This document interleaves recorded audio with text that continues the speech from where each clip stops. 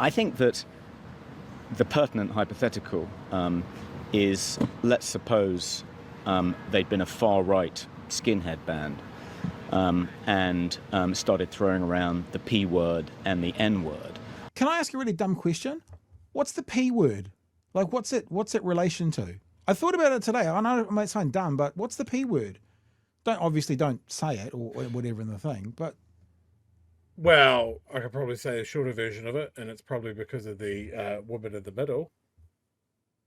It's The one what in the that's the woman in the middle there.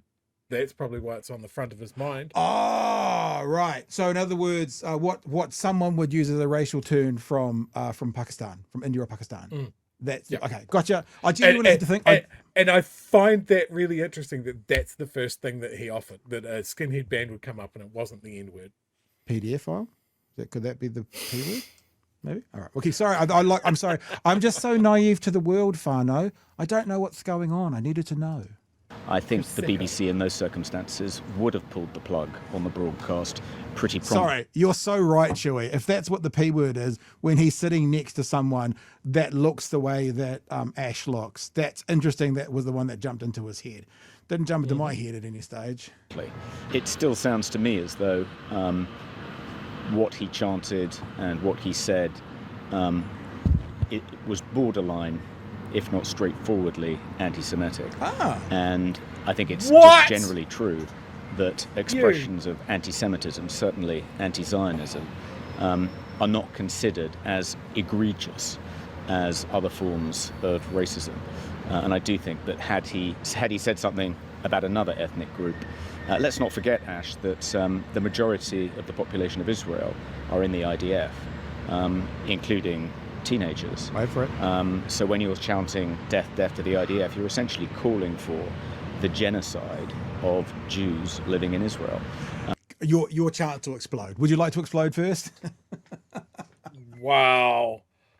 I think we need to send out a search and rescue party to get this man back to reality. He's wandered so far off the trail, he'll never find his way back. What I've written on my list is LOOOOONG,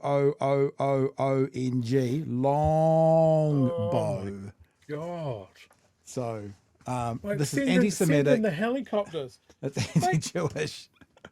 And remember, remember, I might not have told you this, Chewie, but he's the founder of the Free Speech Union. This is the logic. This is the gymnastics that they have to do to form their free speech opinions. Maybe we should ask fucking Jonathan Ailing on, see what he thinks about Bob Villain and what they've got to say. Maybe he should have some things. I think they're probably being strangely quiet as well. Isn't it weird? Isn't it weird? For those of you playing at home that might be confused about this bald-headed fuck in his mystery mission to find a point to defend, the IDF is an organisation. It's a military. It's not an ethnic group. It might be comprised of Jewish people, but it's not an ethnic group. The American army is not a Christian army. You know, the Indian army is not a Hindu army. Forgive me if I've got that wrong. Calling for the death of an organisation is not calling for the execution of everybody in the organisation. It's just basically saying this organisation shouldn't exist. And personally, I think with the situation that we have at the moment, that the death of the IDF would significantly cool things down a bit.